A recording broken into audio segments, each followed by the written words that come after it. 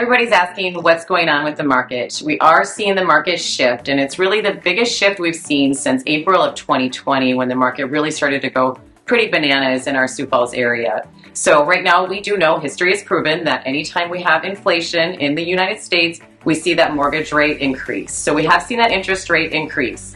One thing that we're not going to see though is we're not going to see home prices decrease. Sioux Falls is set up with too much growth and too much of a beautiful growth pattern right now to have those prices go down.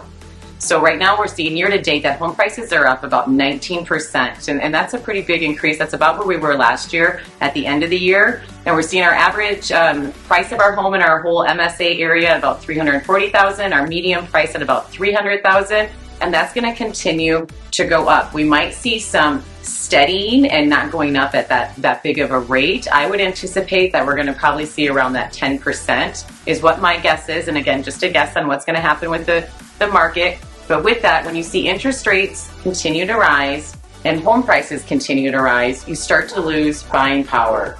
One thing that we are noticing is that even though inventory is still down over 40% from what it was last year, we are starting to see right now a lot more buyers or a lot more sellers getting into the market. We have a lot more inventory hitting the market. So that competition, because home prices and how I base my home prices is based off first what your sold market looks like in the last 6 months to 3 months is what we try to go by, as well as what are we currently competing with. Well, now as we start to see more houses hit the market, there's going to be more competition, which will put those multiple offer situations and they'll put those lower. And right now, underneath 400,000, instead of having 10 to 20 offers on all the houses, we're seeing anywhere between 3 to 7, just maybe a little bit more than that if they're underneath that 250.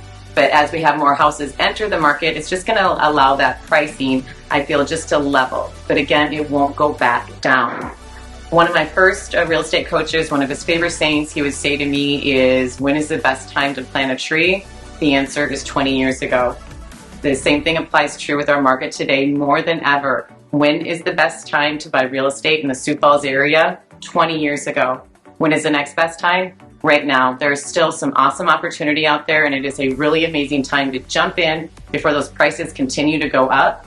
And do know, even as we're seeing that interest rate go up, likely we're going to see it go back down again next year or the year afterwards, so you can easily refinance that down the road, and you'll still end up saving way more money at getting into the market now rather than waiting while that price goes up. Hope that helps.